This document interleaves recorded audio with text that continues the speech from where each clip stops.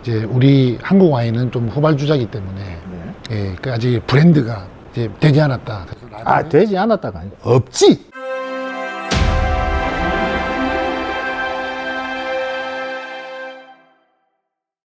아, 제가 어저께 대한민국 와인 축제장에서 너무 흥분한 바람에 목이 갔어요. 그래서 쉰 목소리가 나오는 거 양해 부탁드리고요. 영동 와인, 우리 전통주 와인 업계의 디자인으로는 내가 1등 아니면 난 서럽다 이렇게 주장하시고 계시는 우리 하이클래스의 임상원 대표님 모셨습니다. 안녕하십니까. 네.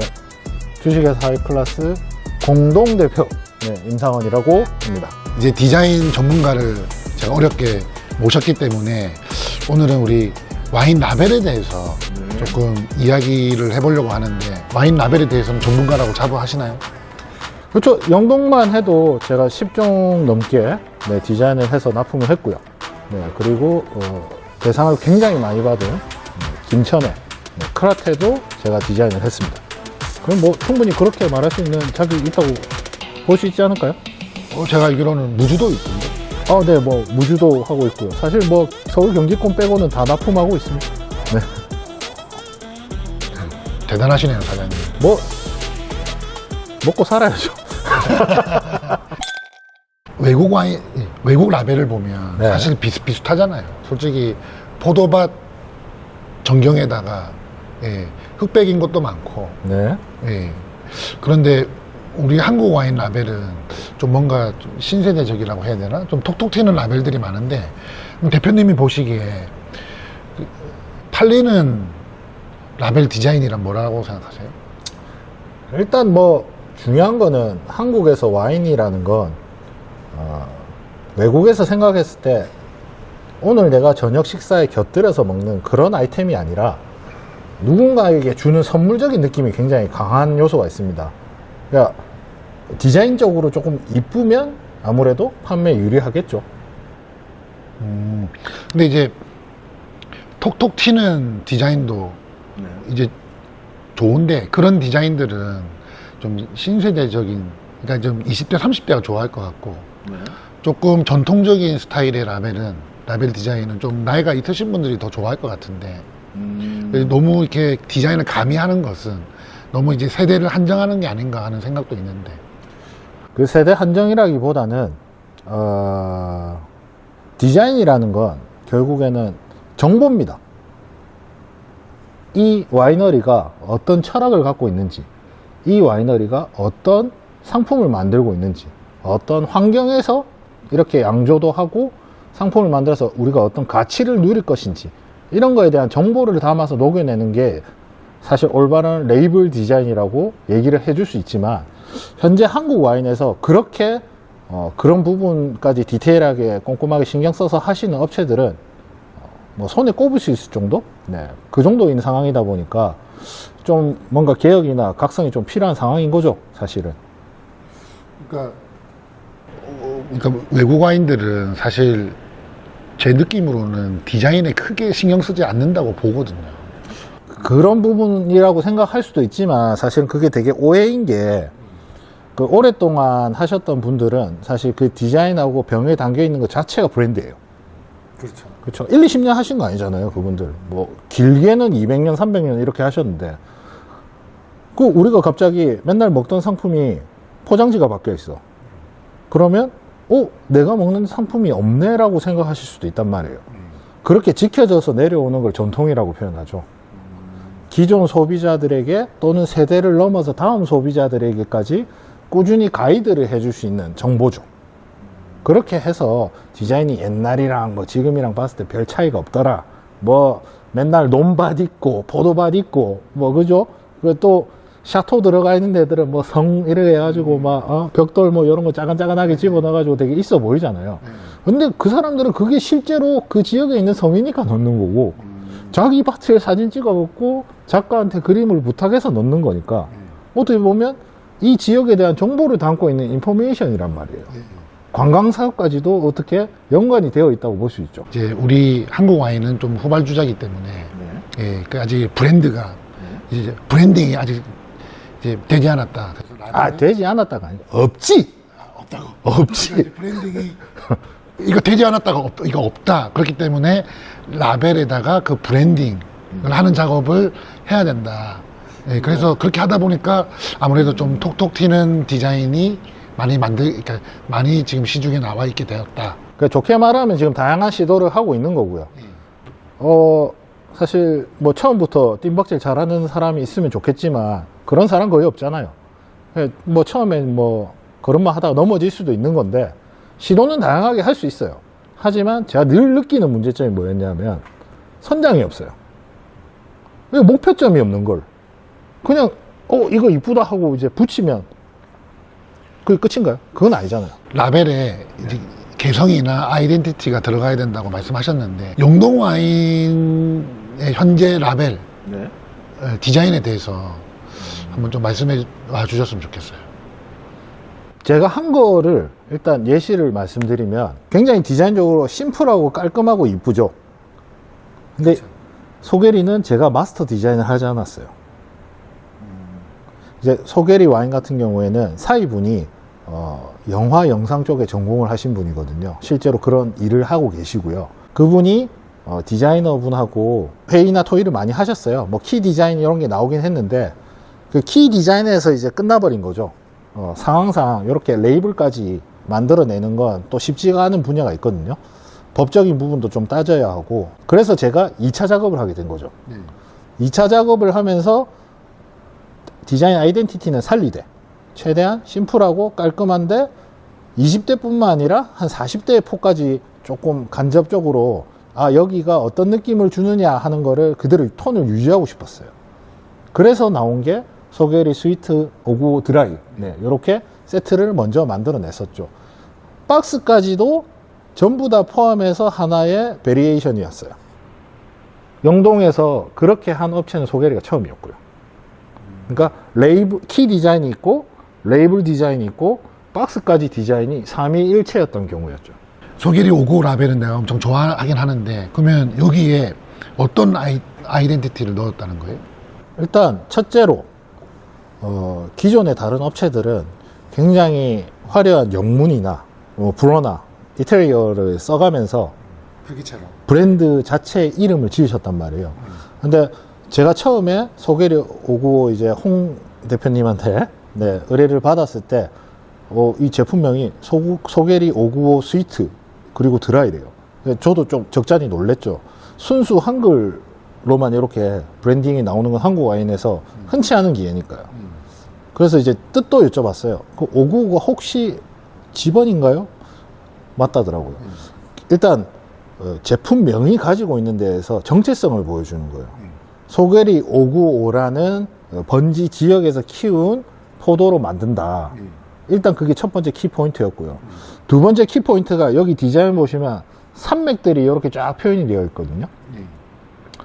대표님하고 얘기를 나누면서 어느 정도 방향을 잡았던 건데 요 산맥들에 대한 표현이 근처에 또 추풍령이 굉장히 또 백두대간이 유명하지 않습니까? 소게리하고 추풍령하고 딱 경계에 있잖아요. 네, 그런 부분을 강조하고 싶었던 거예요. 그래서 이제 산맥 디자인을 최대한 배치를 이쁘게 해봤고요. 마지막으로 여기 약간 킥처럼 소게리 주소 아이콘이 있고 595가 들어가 있어요. 이거는 고객한테 정보를 전달하려고 넣었던 거예요. 이것이 소게리에서 주소를 썼다 하는 느낌을 처음부터 가이드를 해주고 싶었던 거죠. 이런 요소들이 다 이렇게 결합이 돼 있으니 어떻게 보면 올바른 레이블 디자인의 표준 예시였다. 저는 그렇게 말할 수 있을 것 같아요. 근데 이런 것도 있지만 요즘에는 엄청 톡톡 튀는 아이디어의 라벨들이 많잖아요. 많죠. 예, 그런 거에 대해서는 어떻게 생각하세요? 우리 포블로 화이트 이렇게 엄청 톡톡 튀는 라벨들도 있잖아요. 네. 사실 엄청 많거든요. 한국 와인에는 이런 거에 대해서는 어떻게 생각하세요? 이건 뭐 제가 한 거니까 당당하게 제가 까자면 예. 실험적인 시도를 한번 해보고 싶었어요. 실험적인 시도. 그러니까 포블로 같은 경우에는 아이덴티티가 없어요. 그러니까 이게 이 브랜드가 나가고자 하는 방향이 없단 말이에요. 나가고자 하는 방향이 있지 왜 없어? 뭐 매출 아니지. 어떤 거요? 여기 이름에서 알 수 있잖아요. 예, 포 블루. 네. 예, 네. 포 블루. 그래서요. 예, 포가 뭐예요? 네. 포도. 포도의 포였어요? 네, 포도의 포도. 숫자 4의 포인 줄 알았어요. 아니야. 포도의 포도. 포도가 무슨 색이에요? 그러니까 이게 이러면 이 브랜드 네이밍부터 잘못된 거예요. 왜냐하면 브랜드 네이밍이라는 것 자체가 직관적이어야 하거든요. 듣는 사람이 설명을 들으면 안 돼. 아니, 그게 아니라. 내가 직접 알아봤었을 때 정말 짧은 시간 안에 뭔가 힌트를 눈치채고 캐치를 할 수 있어야 예. 좋은 브랜드 네임인데 예. 이게 좋은 브랜드 네임은 아닌 거죠. 이렇게 막 부가적으로 뭐 포가 뭐니 뭐 블루가 뭐니 이런 얘기를. 스무고개를 해야 되는 건 좋은 거 그쵸. 아니지. 저는 반대인데, 왜냐면, 이게 뭔가 의미가 있을 것 같은 이름이면, 사람들이 알고 싶어 하고 찾아보게 되잖아요. 나는 포에마인이라고 있거든요. 나는, 시대가 그런 시대가 아니에요. 아니, 포에마인 나는 이름이 좋다고 생각해. 왜냐면은 포엠이잖아. 이름이 한글로 쓸 때는 한글로 포엠 쓰기도 하고, 숫자 포 영어로 M 쓰기도 하거든요. 네. 그러면 네 가지 M이 있잖아. 네 가지 M. 그럼 무슨 M일까? 궁금하지 않아요? 전혀요. 저는, 내가 소비자였을 때 궁금할 것 같아. 그래서 그 M이 뭐냐? 메이빌. 그러니까 이게 이런 차이가 발생하는 게 네. 저는 고객을 온라인으로 주로 대면하거든요. 근데 배단장님은 여기서 오프라인 대면이 굉장히 크세요. 박람회도 하고 고객들을 만나서 대화도 한단 말이에요. 근데 배단장님의 고객들은 물어보겠죠. 내 고객들은 물어보지 않아. 0.1초 스킵이야 그냥. 아니, 그런 거 있잖아요. 뭐, 예를 들면 내가 레고를 산다고 쳐요. 그러면은 레고 어떤 성이 있잖아. 그러면 성만 뚝 받쳤을 때는 그냥 그런저런 성이에요. 근데 그 성이 가지고 있는 그 어떤 만화에서의 스토리. 그런 게 좋아가지고 레고도 만들고, 건담 있잖아, 건담. 로봇 그냥 하나 있을 때는 아무 의미가 없지만, 그 건담이라고 하는 만화에서 있었던 에피소드를 가지고 만들었을 때 수집욕을 자극하는 거잖아요. 이게 이제 식견이 짧은 사람이 자기 주장이 강하면 이런 식으로 이게 방향이 왜곡되거든요. 방향이 왜곡된다. 건담은 소설뿐만 아니라 예. 만화의 세계관이 이미 방대한 아이고 그렇지. 예시로 들기엔 전혀 상관이 없는. 그러니까 이제 우리 와이너리도 그런 스토리를 만들어 나가야 된다. 뭐 그렇죠. 그런 네. 거는 맥락이 일관적으로 유지할 수 있으면 좋긴 좋은데 네. 저는 그 단계가 딱 되었을 때 네. 차라리 전문가 또는 여러 명이 진짜 컨설팅도 많이 받고 제대로 좀 생각을 해서 했으면 좋겠는 거지. 근데 그런 부분들이 있었냐? 없잖아요. 포블루에 저는 이제 포가 숫자 4라고 생각했거든요. 여기 근데 3명이 있잖아요. 마지막은 마시는 사람이에요. 그렇게 해서 4명이 모여서 미소를 만들었으면 해서 그래서 이제 3명만 그려 넣은 거예요. 그러니까 전체적인 그런 밸런스가 맞아지는 거죠. 그러니까 포블루가, 네. 그러니까 이제 포도의 포가 아니라 FOR, 블루를 위하여 이런 뜻이에요. 예. 근데 저는 이제 이때 동안 숫자 4인 줄 알았죠. 본인이 여기다가 FOR 해놨잖아. 아니, 그걸 아는데 예. 이게 해석이 여러 가지를 할 수 있었으니까. 네, 근데 네. 디자인할 때 저는 포블루 대표님하고 사모님한테 굉장히 감사함을 느낍니다. 저한테 어떤 태클도 안 하셨어요. 자유도가 거의 만땅이었어요. 그래서 제가 조금 실험적으로 많이 했던 거죠. 사실 다른 이제 분들 같은 경우에는 대표적인 예시가 옆에 있지만 본인의 그 하고 싶은 방향을 엄청 얘기를 많이 하는데 그렇게 하면 배가 산으로 가는 좀 그런 부분이 있어요. 근데 그 부분은 내가 발주자의 생각이 있잖아요. 그러니까 이게 이거 틀린 말 아닙니다. 내가 돈 쓰는데 내가 돈 쓰는 사람인데 야 내 맘대로도 못하는데 이 얘기 진짜 많이 들었거든요. 그러면 적어도 이 얘기 하면 안 돼요. 안 팔린다. 저한테 그럼 그 얘기 안 할 자신 있으면은 마음대로 하세요. 안 말려요. 그러니까 잘 팔리고 안 팔리는 진짜 너무나 많은 요소가 있으니까. 그런데 이제 이렇게 다 피해 간다니까. 발주자가 요구하는 거를 좀 들어줘야지. 아예 안 듣진 않잖아요. 그렇지, 아예 안 듣진 않지. 그래서 근데 저것도 그 디자이너가 이런 의도가 있는 의도를 거. 갖고 만들었다라는 설명을 듣기 전까지는 나도 전혀 생각을 못했어요. 그쵸. 얼굴이 세 개인이.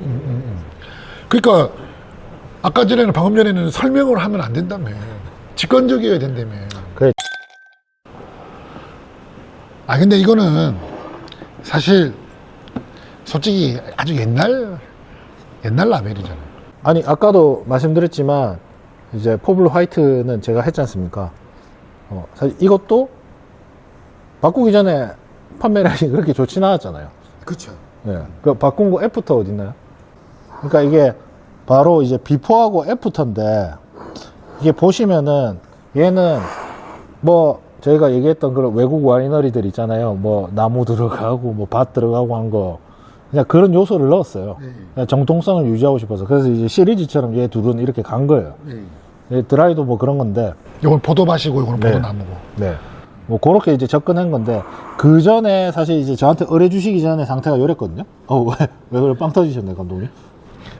캐릭터도 하나 있어야 되고, 포도니까 포도 사진도 하나 있어야 되고. 와인 열고 하기에는 좀 예, 옛날에는 이제 이런 스타일이었죠. 네.